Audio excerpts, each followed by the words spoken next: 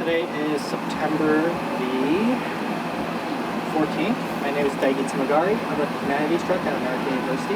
Yeah. Do I have your permission to record this interview? Yes. All right. Could you please tell me your name and what brings you out here today? Joanne Pascale, and I guess I live around the corner, and I heard about this from a friend, and I'm always interested in street festivals to see what's going on.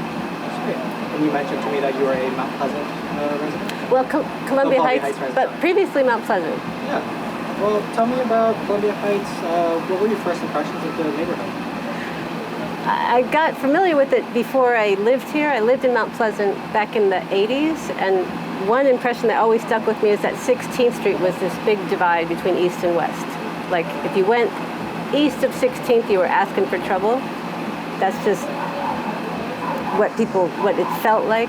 And then I worked for a time at the National Press Building, and our office mate was a correspondent for the Denver newspaper, but he was a Washington correspondent, and he was obsessed with the Thursday Washington Post crime report, because every Thursday they would print the murders. This was during some of the crack epidemic days, so they would print the addresses and murders that happened. And he had a big map of DC, and he took these little pins, and every Thursday he would mark where these murders happened. And it was astounding how what the map looked like at the end of the year. 16th Street really was the geographic marker. It was really sad. So would you say that was kind of what drove you to move? Well, that's what I observed in Mount Pleasant in the early 90s, whatever. And then I came back in the late 90s. I moved away and came back, and at that point things were changing a little bit. And in my case, I was living there happily around 16th and Columbia in an apartment, and the DC government was running a program at the time, the Homestead program, where you put your name into a lottery, and if they picked your name, you won a house. And I did that, and I won a house. What? Yeah, in Columbia Heights. And so what were your first impressions, first memories of Columbia Heights? The housing stock was beautiful. Not very much going on commercially. There's a big giant community garden at the time, which has now been turned into the giant grocery store and all that. But at the time, I still have pictures of it. It was just this, not very well kept up community garden. I remember that. And I remember looking at it thinking, this poor community garden is going to go by the wayside, which it did. Did you use the community garden?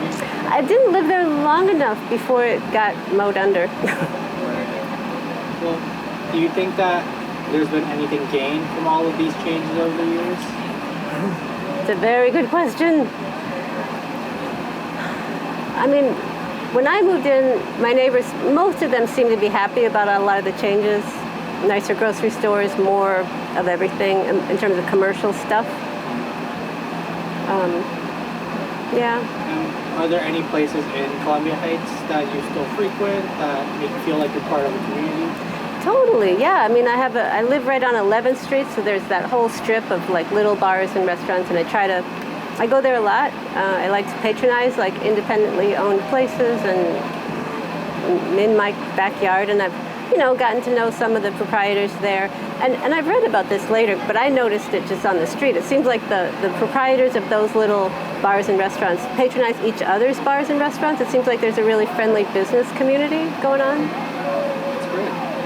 Do you have a favorite memory of your time in Columbia Heights or in Mount Pleasant? Well, there used to be this awesome little wine bar, Room 11, that was just this teeny tiny place. Then they got a little bit bigger, but it was more fun when it was tiny, just cramming in there. Like there was this big giant blizzard. I don't know what year, but much of the city was shut down, but they were up and running. So that was fun. Would this be like the 2010s big thing? That sounds about right. Yeah. Right. Yeah. That's great. Well, that's where do you think that where would you like to see the neighborhood go in the next 5 years, next 10 years? I mean, I wish I knew more about how to push on these things, but affordable housing, like there's so much going on with that, and I've kind of tried to track, like, okay, if they're going to do a big new development, they need to reserve some portion for affordability, whatever that means. I wish there was more of that, and then it had more teeth, like that affordable really meant affordable and a diverse range of economic situations in the same geographic place. I hope to see more of that. Again, I lose track of like all the political blah blah about whether it's really happening or not. Yeah. Well, that's all the questions I had. Is there anything I missed? Anything you wished I had asked? Let's see.